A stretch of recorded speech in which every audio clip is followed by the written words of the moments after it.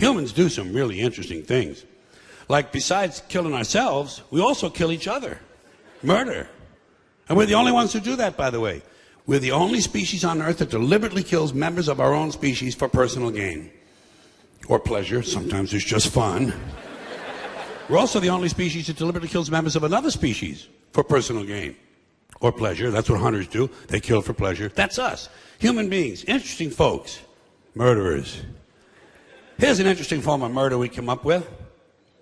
Assassination. You know what's interesting about assassination? Well, not only does it change those popularity polls in a big fucking hurry, but it's also interesting to notice who it is we assassinate. Did you ever notice who it is? Stop to think of who it is we kill. It's always people who've told us to live together in harmony and try to love one another. Jesus, Gandhi, Lincoln, John Kennedy, Bobby Kennedy, Martin Luther King, Medgar Evers, Malcolm X, John Lennon. They all said, try to live together peacefully. Bam! Right in the fucking head.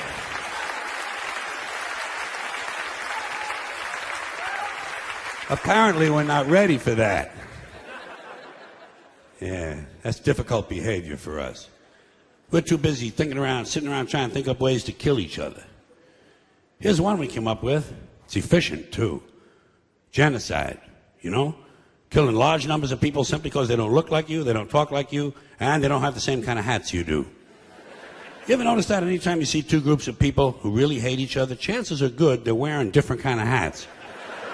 Keep an eye on that, it might be important. But anytime there's genocide, there are always mass graves.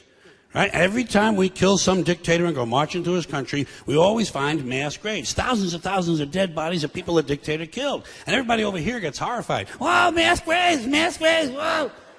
Well, shit, what's a guy supposed to do with a couple thousand people he just killed? Dig separate holes? Fuck that shit. It's labor intensive. Get real. The whole idea of killing a large number of people at one time in one place is convenience. Efficiency. Throw them in the fucking hole. Look at it this way. At least the dictator had the decency to throw a little dirt on them. Give the guy some credit. Dictator's a busy man. Got a lot on his mind. Like trying to figure out who's planning to kill him. So he can pick them up, put them in prison, and torture them. Here's another one of our interesting, heartwarming behaviors we came up with. Somewhere along the way. Torturing each other. You want to hear a really cool torture that the Romans invented? They also used it as a form of capital punishment. It's really creative. They would take the guy in question, stuff him in a burlap sack, seal the sack up real tight, and throw it in the river. But, and here's the creative part, inside the sack with the guy, they would put a dog, a monkey, and a snake. Okay? A dog, a monkey, and a snake. That's fucking creative. Imagine being inside a burlap sack underwater in the dark, sitting next to a drowning monkey. Think he'd be moving around a little bit? The dog would be going ape shit, we know that. And the snake, well, he'd probably be getting curious about what all the activity was inside the sack. He might do anything. But whatever he did, it would probably involve venom and his teeth. You know what you'd be doing? You'd be praying to God that the snake bit the monkey and the dog ate the snake. Praying. Yeah. Then it would be just you and the dog. Man and his best friend. Drowning together. Maybe before you died, you could teach him a few tricks. Roll over and play dead wouldn't be too difficult, would it? Just a thought, just a playful thought. By the way, I assume you're noticing that all these activities I'm mentioning, murder, torture, genocide, these are all things human beings do. Not animals, those creatures we feel superior to. This is us. Here's another one of our spiritually uplifting activities. We don't do this one much anymore, but it used to be really big. Human sacrifice. I missed that. The Aztecs loved human sacrifice, and they were good at it.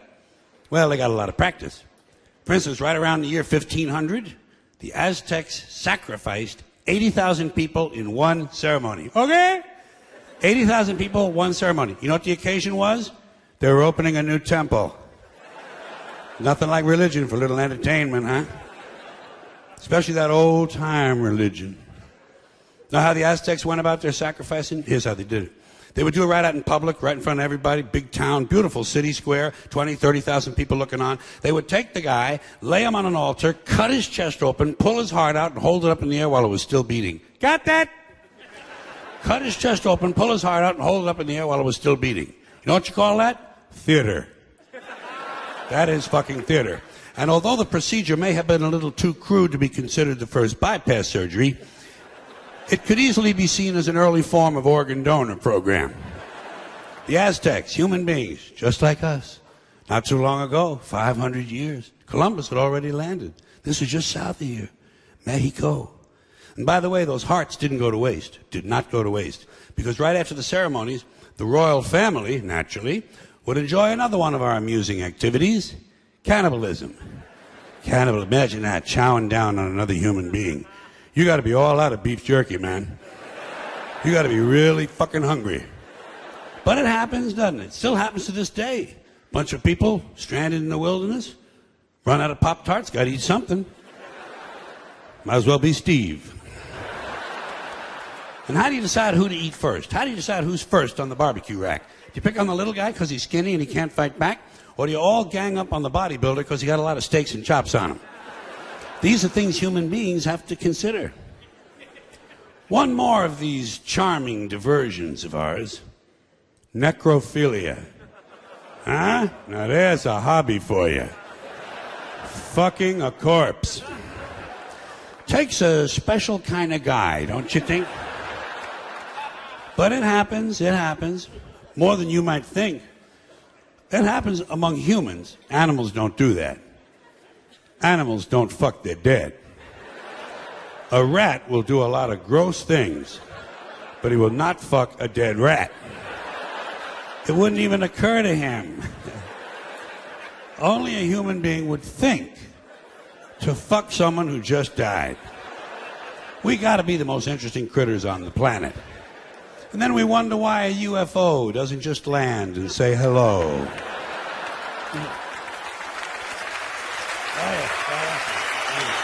Oh.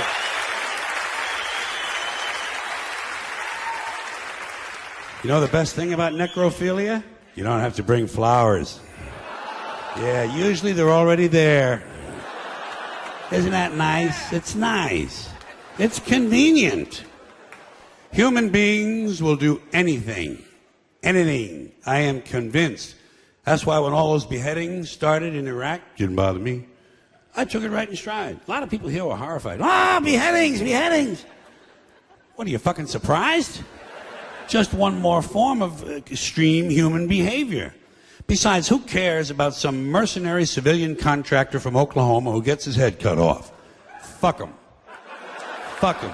Hey, Jack, you don't want to get your head cut off? Stay the fuck in Oklahoma. Stay the fuck in Oklahoma.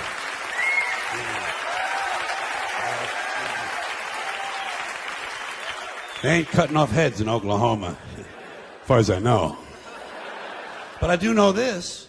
You strap on a gun and go strutting around some other man's country, you better be ready for some action, Jack. You better be ready for some action. People are touchy about that sort of thing. And let me ask you this while I have you good, clean Americans here.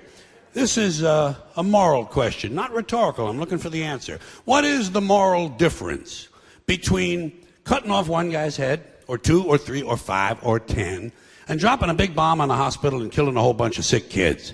Has anybody in authority given you an explanation of the difference? I have not gotten an email on this. No one will talk to me. I haven't gotten a postcard, not a fucking instant message, nothing. Now, in case you're wondering why I have a certain interest and fascination, let's call it, with torture and beheadings and all of these things I've mentioned, it's because each of these items reminds me in life, every time one of them occurs, it reminds me over and over again what beasts we human beings really are. You know, when you get right down to it, human beings are nothing more than ordinary jungle beasts, savages, no different from the Cro-Magnon people who lived 25,000 years ago in the Pleistocene forests eating grubs off of rotten logs. No different. Our DNA hasn't changed substantially in 100,000 years. We're still operating out of the lower brain, the reptilian brain, fight or flight, kill or be killed. Now, We like to think we've evolved and advanced because we can build a computer, fly an airplane, travel underwater. We can write a sonnet, paint a painting, compose an opera. But you know something? We're barely out of the jungle on this planet. Barely out of the fucking jungle. What we are is semi-civilized beasts with baseball caps and automatic weapons. And this civilization of ours that we're so proud of, this civilization with its so-called civilized behavior, you ever stop and realize how fragile all this is? How fragile the whole structure, how easily it could all just break right down? Just break right down. Wouldn't take much. Probably happen in less than 2 years. Wouldn't take much all to throw us right back into barbaric times. All you'd have to do would be eliminate electricity. That's all. But completely eliminate electricity. So